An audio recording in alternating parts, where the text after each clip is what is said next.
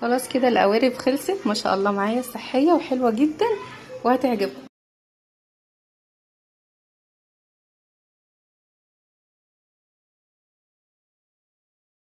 هاخد شوفان حبه كامله واطحنه.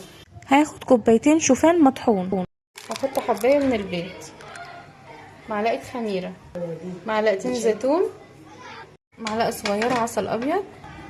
هزود بقى ميه شويه بشويه لان الشوفان بياخد ميه كتير. هسيبهم 5 دقايق يتشرب وهرجع عجينه تاني بالمعلقه.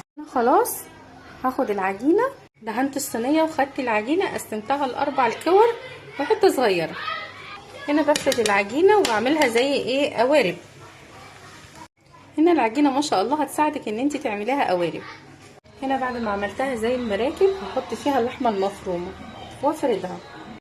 هنا بعد ما سلقتها تخمر ساعه كامله هدخلها الفرن وهنحط لها جبنه واضافات بس مش دلوقتي. بسم الله. هنا عملنا القوارب طلعتها من الفرن وهحط لها رشه من الموتزاريلا، هحط رشه من حبه البركه بسم الله، وممكن احط سمسم. هدخلها الفرن تاني. شايفين هي ما شاء الله استوت خلاص من تحت.